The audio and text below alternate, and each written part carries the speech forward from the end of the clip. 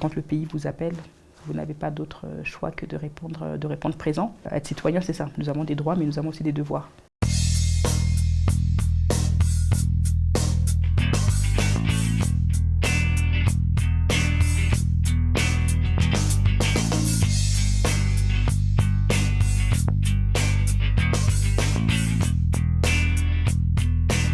Je suis un pur produit français. Je ne sais même pas comment je suis devenue ministre des Affaires étrangères, mais certainement par une prise de conscience que mon pays va mal et qu'il est trop facile de rester de l'autre côté de l'écran et d'apporter des critiques.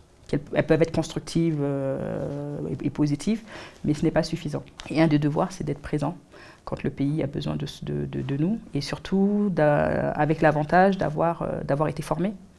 Alors pas simplement instruite, mais aussi fait preuve d'expérience professionnelle, parce que moi j'ai toujours tendance à dire qu'il y a une différence entre être intelligent et être compétent. Contrairement à l'apparence physique, je suis plus tenace que j'en ai l'air. J'ai été formatée à être persévérante. Effectivement, j'ai été nommée dans un contexte très particulier. Ça fait un peu plus de 3 ans, mais j'ai l'impression que ça fait des années que je suis à ce poste, vu la lourdeur de la tâche. Et c'est aussi pour moi une obligation vis-à-vis de la femme aussi, de tenir bon, malgré certains désagréments, certaines difficultés, parce que la République centrafricaine est d'autant plus une population jeune et une population majoritairement féminine. Donc pour montrer que la femme a toute sa place et encourager aussi les autres femmes à aller de l'avant et à croire à leur capacité. Les propos de mon homologue français sont totalement inacceptables parce qu'ils sont mensongers. Ils ne représentent pas la réalité de ce qui se passe en République centrafricaine. Il y a une réaction qui était excessive, qui était de trop. Donc j'étais dans mon rôle, il fallait répondre. Je peux comprendre qu'il est dans sa position et qu'il défend la position de son pays, mais qu'il comprenne également que je suis dans ma position, dans mon rôle, et que je défends la position. Et surtout qu'il est important de rétablir la vérité. Parce qu'il y a toute une campagne médiatique qui ternit l'image et qui est totalement mensongère. Sur Wagner, sur les problématiques de douane. Quand on écoute de l'extérieur, mais moi-même je ne reconnais même pas mon pays. Et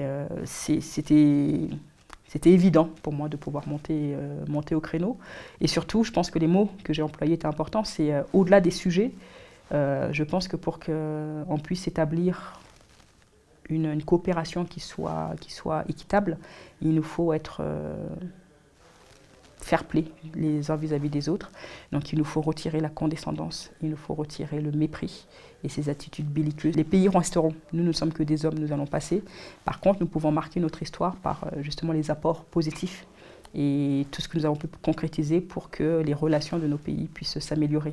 Mais c'est un choix.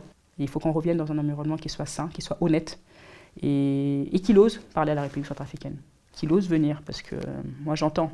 Il parcourt un petit peu l'Afrique, un peu partout. Il parle de la République centrafricaine, mais il ne vient pas en République centrafricaine. J'ai la franchise de pouvoir connaître mon dossier.